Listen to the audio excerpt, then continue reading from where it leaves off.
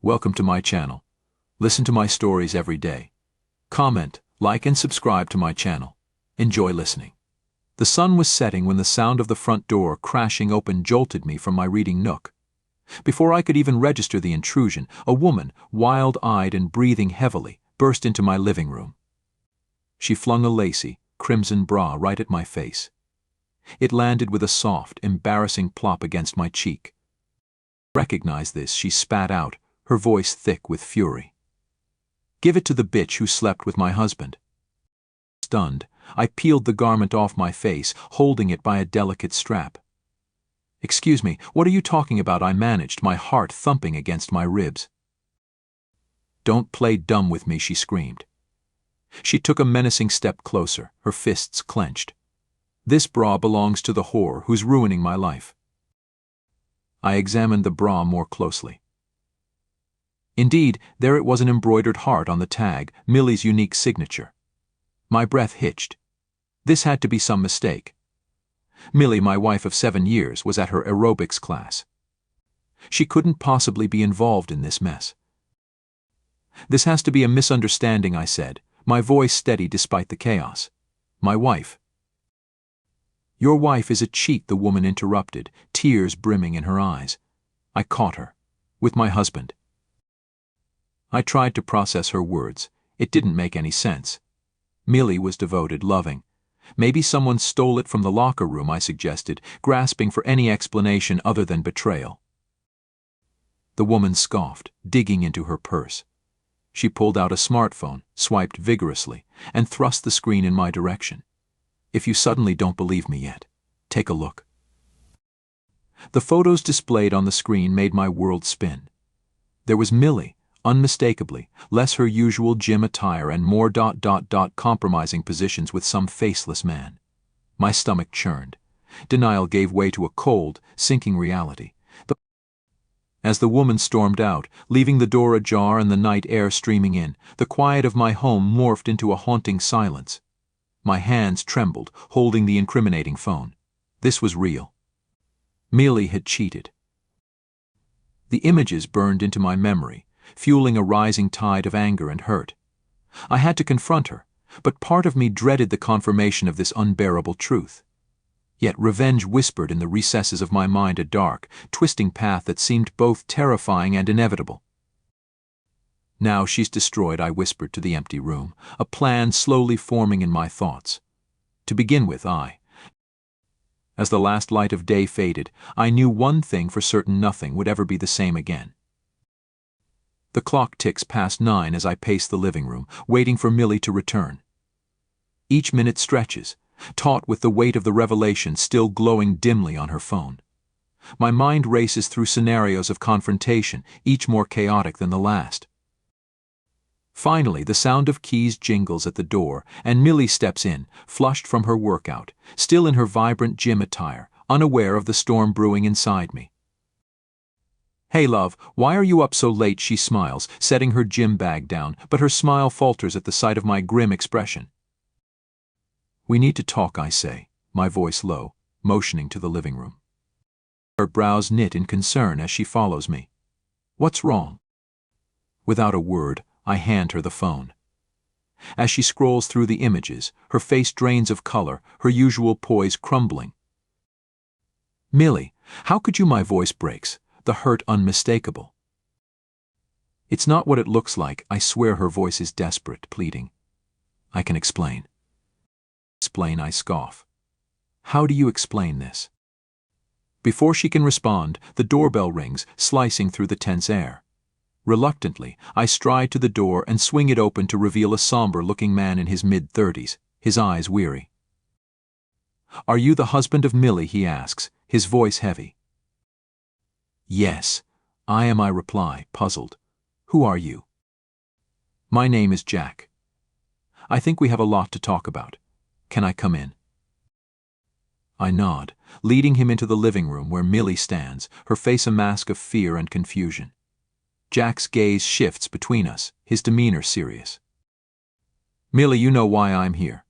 "It's about the photos," Jack begins, turning his phone to show a similar string of images, only this time it's his wife in the compromising positions.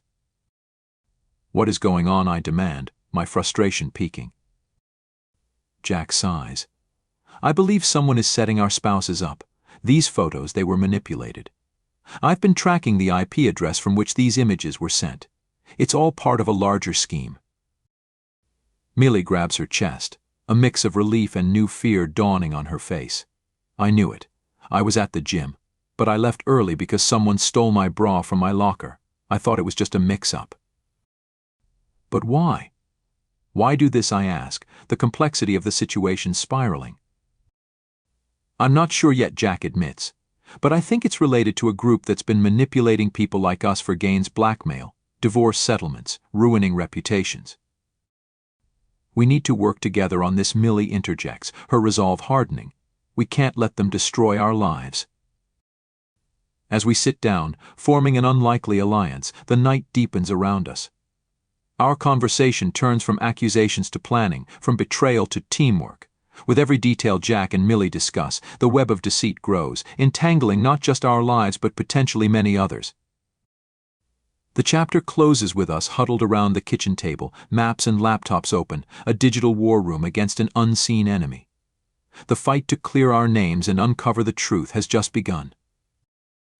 The kitchen clock strikes midnight as our makeshift command center buzzes with the hum of laptops and the scribble of notes. Millie, Jack, and I are deep into our investigation, our initial shock now morphed into a steely resolve. I've managed to trace the IP address to a location across town, Jack announces, his fingers flying over his keyboard. It's an office building, mostly rented out for tech startups. Millie leans over, pointing at the screen. Could be a front for whoever's doing this. We should check it out. Agreed, I say. But we should be careful. If they're as shady as they seem, they might be watching their backs. We decide on a plan to visit the building the next day, hoping to gather more information or possibly catch someone in the act. As we prepare, I can't help but feel the adrenaline mix with a gnawing anxiety. The thought of facing the people who tried to ruin our lives is daunting. The next morning greets us with a gray, overcast sky mirroring the uncertainty of our mission. We drive in Jack's car, parking a block away from the building to avoid any immediate suspicion. As we approach, the nondescript nature of the building does nothing to ease our nerves. This is it, Jack whispers, nodding towards a faded sign above the door. Let's split up. Millie, you and I can go inside and ask around casually, see if anyone seems off or if we can spot any familiar faces. What about me, I ask, feeling a twinge of protectiveness.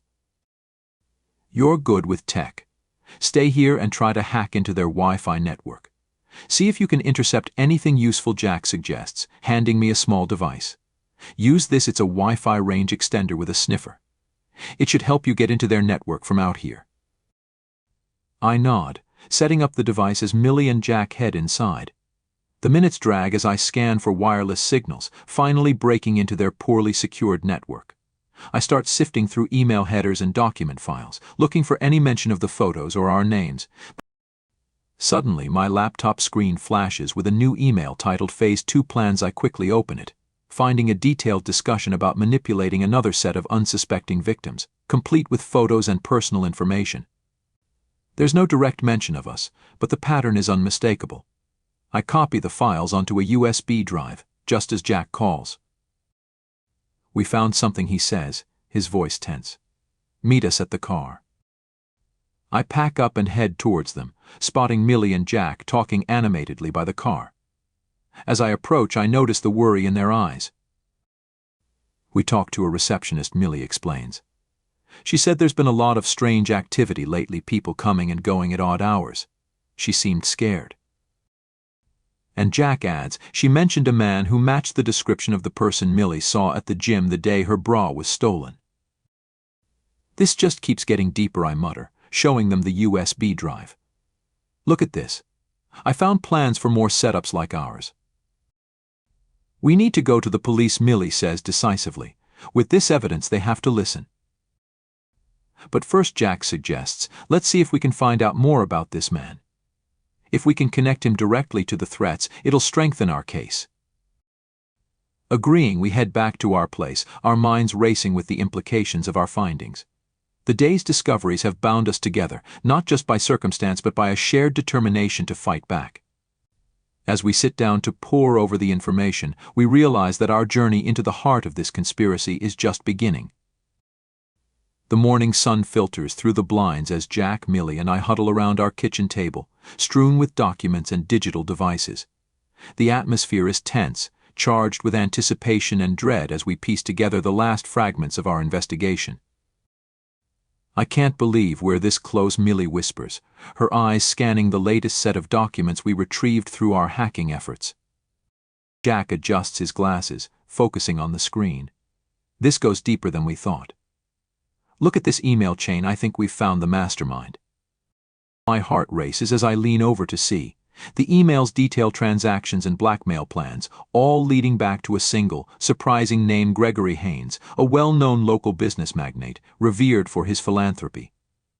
The discovery is a bitter shock. Gregory's public persona is a stark contrast to the man unveiled in these secret communications.